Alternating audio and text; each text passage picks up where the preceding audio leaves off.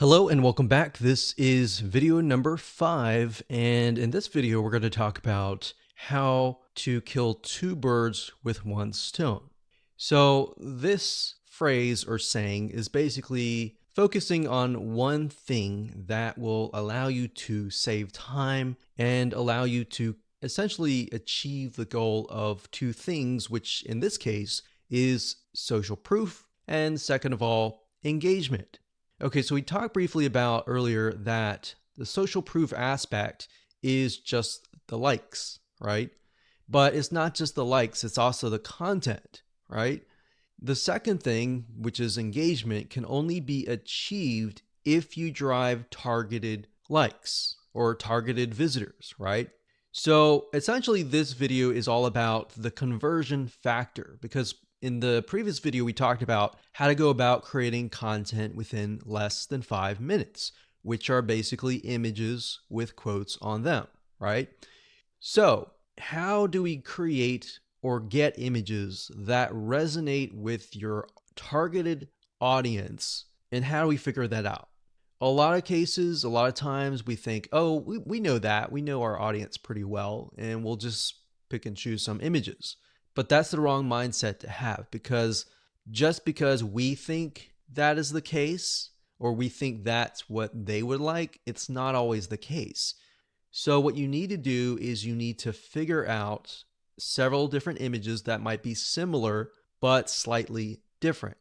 For example, for this fan page, we have a dog, a picture of a dog. We know the demographic is mainly women, and these particular women may like dogs.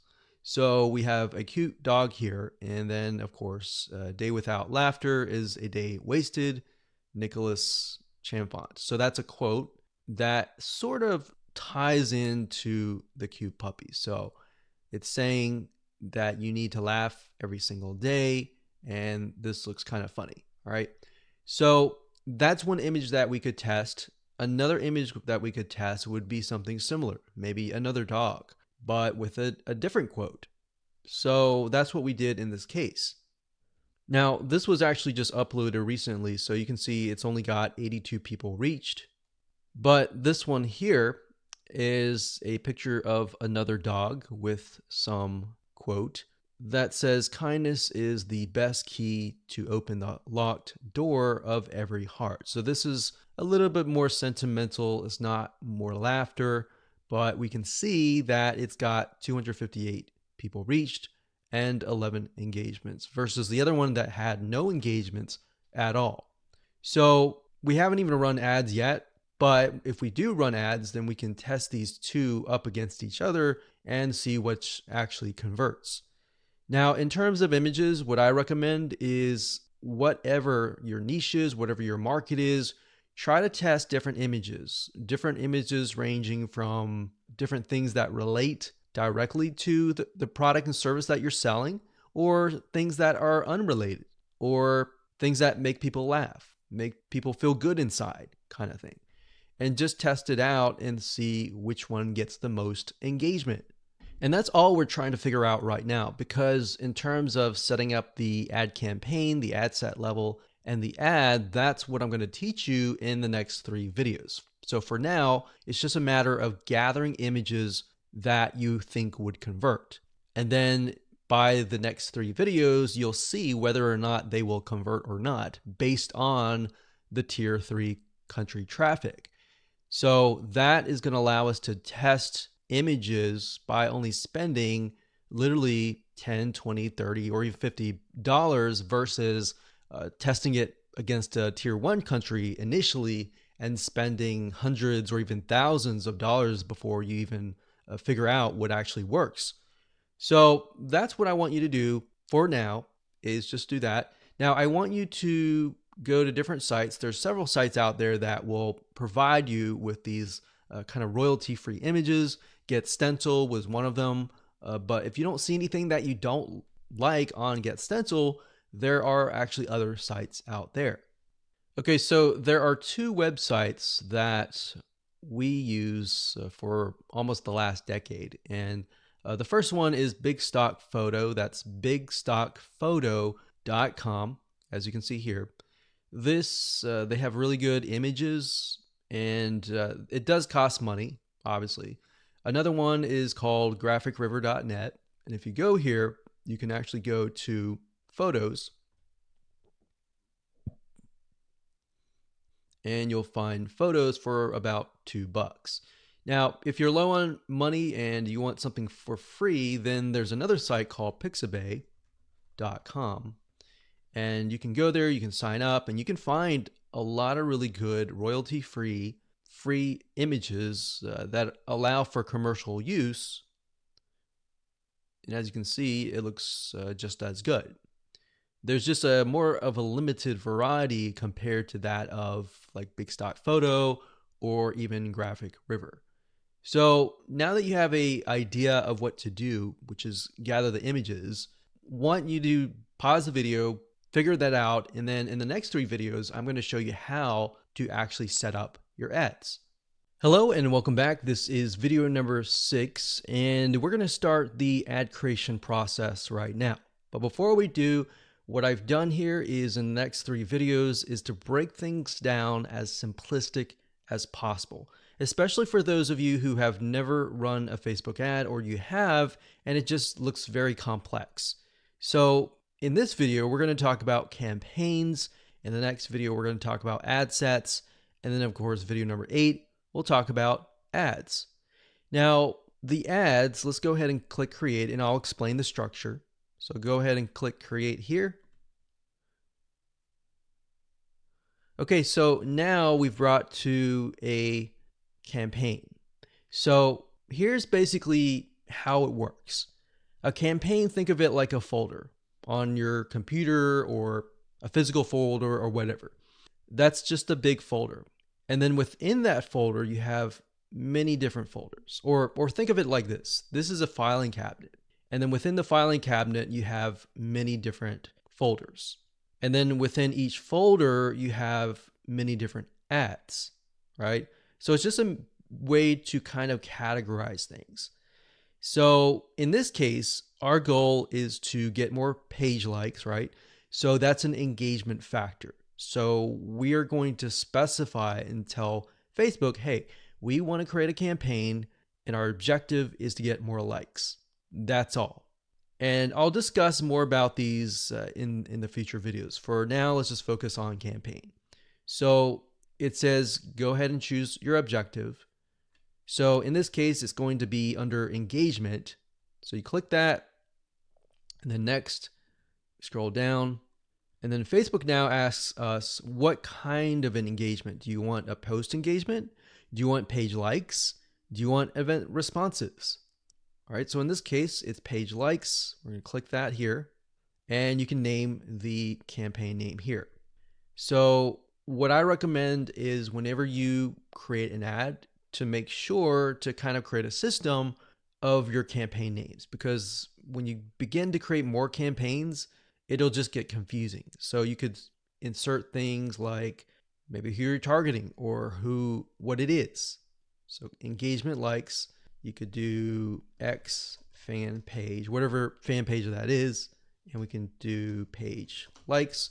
That way we know what we're dealing with. So if we're looking through our campaigns and we look at the names of the campaigns, instead of having to go in and try to figure out what it is, you can figure out it all off the bat.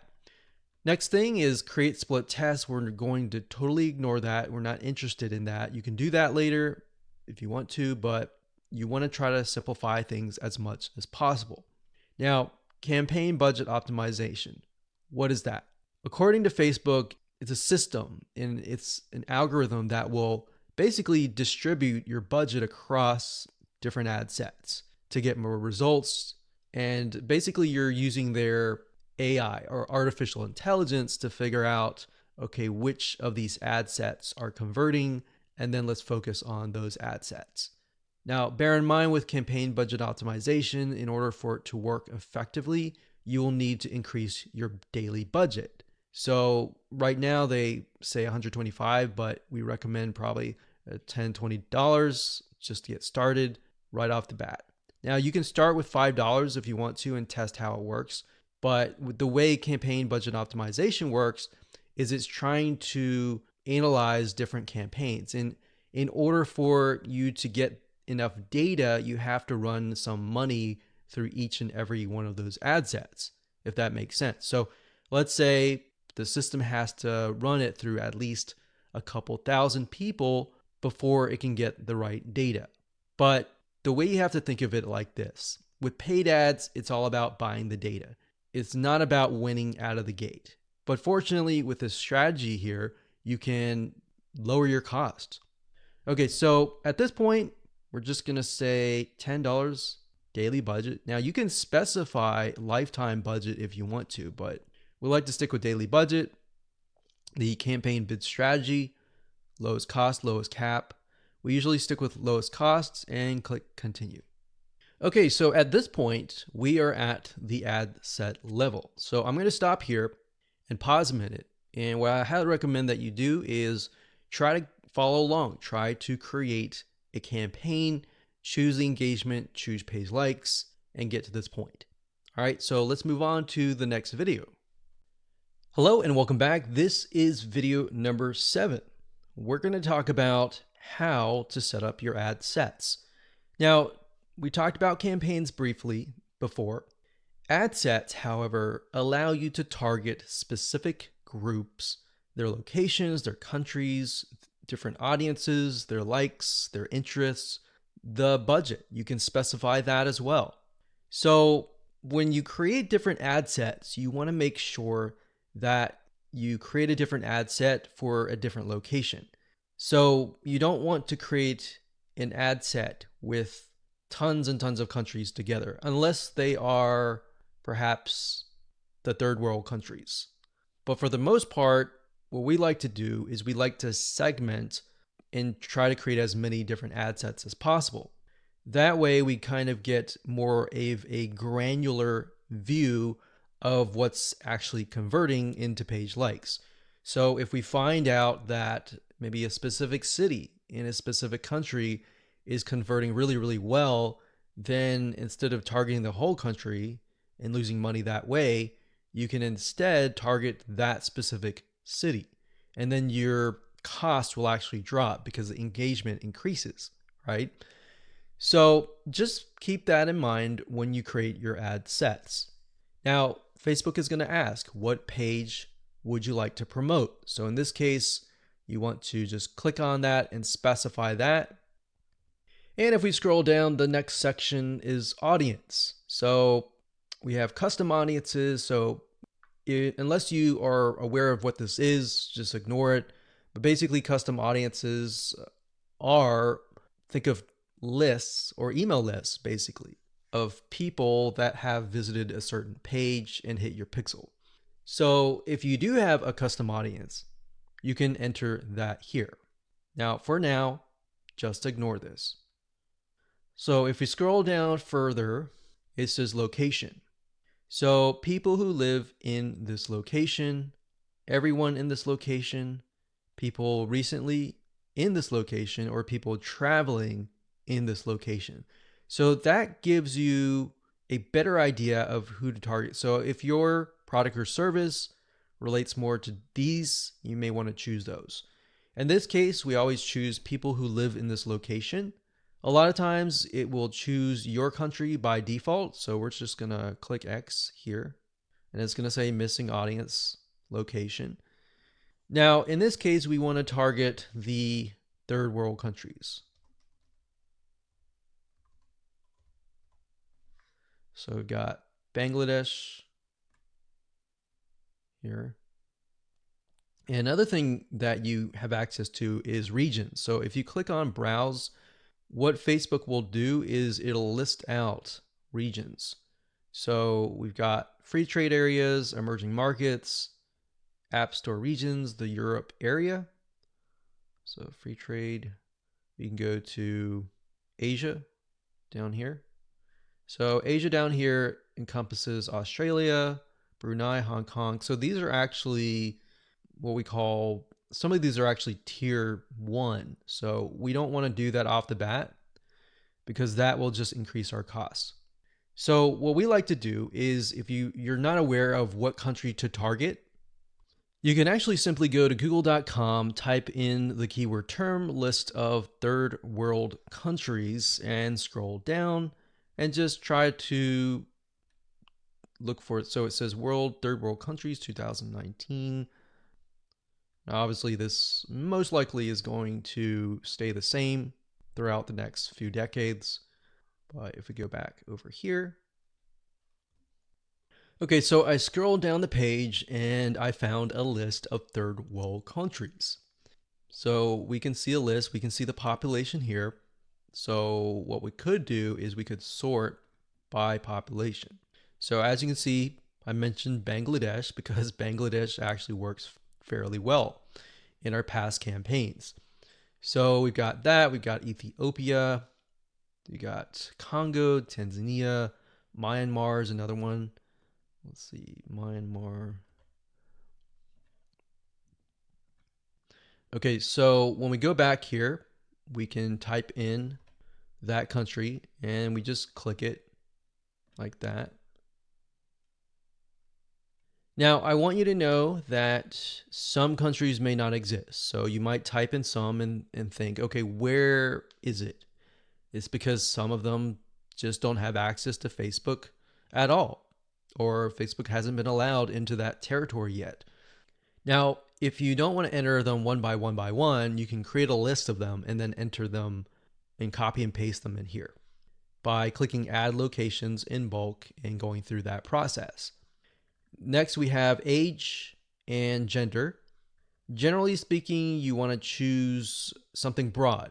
You always want to start out broad and then get narrow later down the road, unless you've done tests before and you know that the age range is a specific group, because otherwise you might be ruling out people who may be within an age range that you're not targeting. That is actually going to be a highly engaged audience. So we're going to leave that as it is. Now, languages. Because we are targeting third world countries, we know that a lot of them speak English, but some of them might be getting on Facebook and they may not speak English. So if that's the case, they're going to see your ad and you're going to pay money to someone who you're essentially not going to be able to communicate to. So we enter English here. Next up, we have detailed targeting. This is very important as well because this will allow you to target on a granular level as to what people's interests are. Now, if you're not familiar with how Facebook interests works, this is basically how it works. So Facebook has what we call a Facebook tracking pixel. And these are pixels that are placed by website owners like us on our websites. Whenever somebody visits those pages, they are then pixeled, or Facebook sees them and they see them visiting, let's say, a barbecue website. So the people that you're targeting are actually interested in that particular interest. So there's different things you can target. You can target, we'll just type in motivational. So we got, you can see motivational quotes here. So that's one. Now, if you type that in again, motivational quotes, sometimes it'll give you suggestions and you can click suggestions and it'll give you a list of other similar interests that are directly related to this particular interest. And you can pick and choose those. Now, I want to say when it comes time to analyzing your data, Facebook will actually tell you where the Facebook page likes come from and based on what targeting. So even if you have several in here, it's okay. Next up, you can specify people of specific Facebook pages, or you can exclude people of that particular page. Next up, we have automatic placements. In other words, where do you want Facebook to show your ads to the right people? So automatic placements, what that means is Facebook will use their artificial intelligence to place your ads. If you click edit placements, you can then specify which places you want your ads to appear. So you can do all devices, which is highly recommended if you're starting out and you don't know just yet.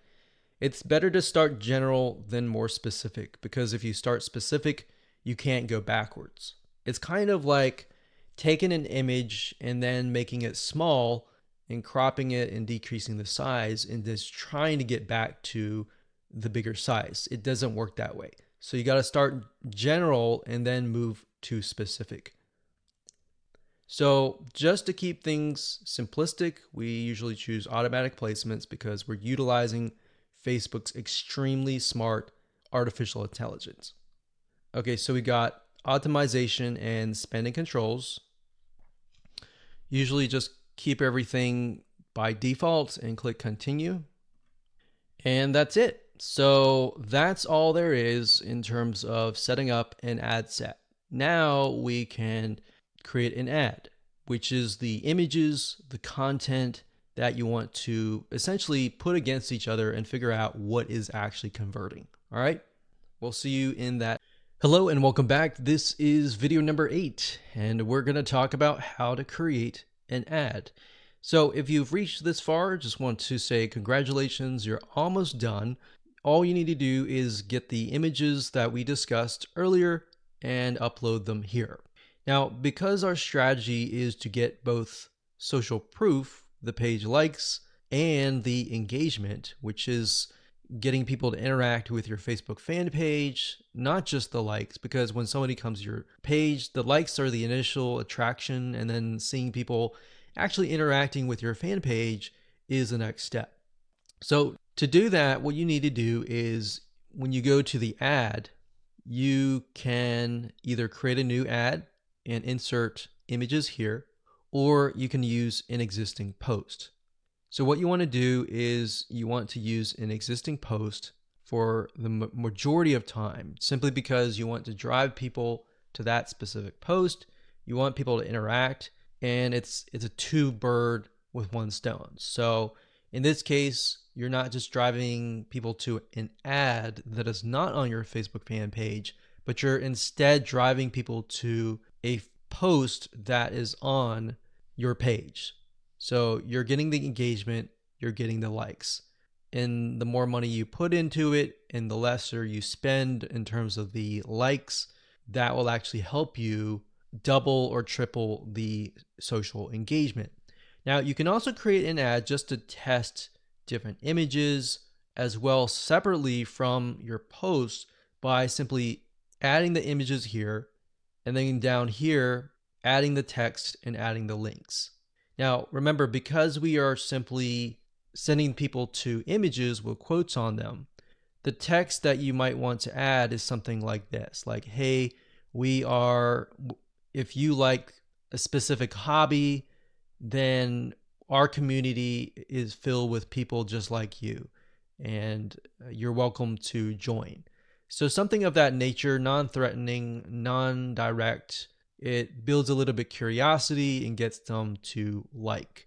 That's the goal, is not to include too much information, but just enough to get people to come, interact, and like your page.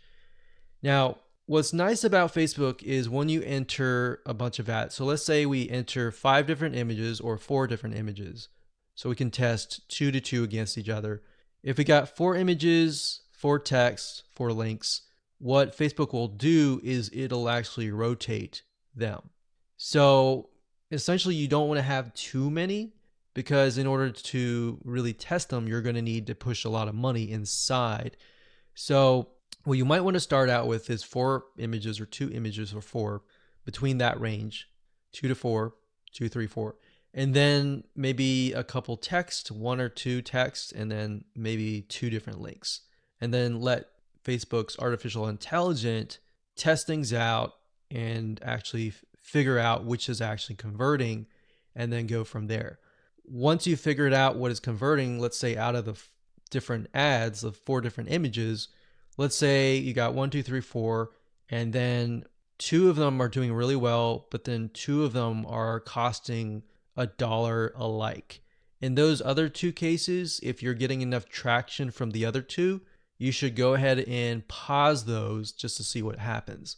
Now, you want to run them at least for 48 to 72 hours so that you allow Facebook's algorithm to adjust. Because a lot of times you're not going to see results immediately. Sometimes you will, but different scenarios are going to be different. So that's pretty much it. So as a recap, add the images here, add the text, add the links, click continue, and then your Facebook ad will get approved. Now bear in mind that if you're beginning and you're just getting started, it's going to take a lot longer to get approved. But as you get more likes, like your likes go up to 10 or 20,000, and you begin to run more ads and you spend more money, then your reputation will go up and then your ads will get approved. Now that's not a guarantee because no one really officially knows, but this is just based on tests. All right, so I hope you enjoyed that. Just keep it simple and apply it, and there you go. If you're a business owner with a Facebook fan page, then you need to increase your likes, your visitor engagement, and more if you want more leads, sales, and profits. You need more likes or fans to show prospects that you are an authority. You need engagement on your page to show prospects that you're active and that people like you. Social proof on your Facebook fan page is a significant conversion factor as to why people will see you as an authority and ultimately buy from you, or else they'll go to your competitor. But how are you supposed to build social proof if getting someone to like your page from, say, for example, a tier 1 country like the United States of America, UK, is already so expensive and can cost up to about $1 per like? So in other words, if you wanted to get 1,000 likes, it would cost you anywhere from $500 to $1,000 or more, which is ridiculous, right? So in other words, how do you build the following for about $50 to $100, which is actually considered cheap on Facebook, by the way? How do you build social proof? How do you test images and content to make sure that they're going to work out of the gate when you promote them to a tier 1 country like the USA or the UK without spending all that money? Or number 3, how do you find content and the right words that will actually resonate with your audience without having to test tens of thousands of dollars just testing and not getting any results? In other words, how do you test images or content so that you can get out of the testing phase and win out of the gate when you do move into these markets? Here's an 8-part step-by-step video course that's going to show you how to increase your social proof, your engagement on your Facebook fan page, which ultimately results into more leads, sales, and profits. So this is going to be a step-by-step video course, mostly screencasting. So you get to watch over my shoulder as I show you some things that can increase your Facebook social proof, your engagement, and your conversions with some real live examples. So here's a quick video's overview of what's inside this video course. Video number 1 is the introduction, and we'll give you a bird's eye view of the course itself and the blueprint. Video number 2, we'll talk about why focus on targeted likes, what that means, what that strategy entails, and how that can impact more than just social proof, and how that can impact engagement, how that can impact lowering your costs, and how it can really benefit you all around. Video number 3, we're going to talk about what it means to take that data that you have received and then apply it to the more expensive markets so that you can actually win out of the gate. Video number 4, we'll talk about how to create content fast. So 5-minute content. In other words, how to create content that actually converts. Video number 5, we're going to talk about 2 birds with 1 stone, which is basically a conversion factor. So we talked about how to create content. How do we know what content is going to convert into sales, into leads, into profits? So we'll talk about that. Video number 6, 7, and 8 is where we jump in and we show you how to actually run an ad campaign. So video number 6 is all about setting up your ad campaign. Video number 7 is all about setting up your ad set. And of course, last but not least, video number 8 is about setting up your ad. So go ahead and grab this course and learn how to increase not only your Facebook social proof, but your engagement as well.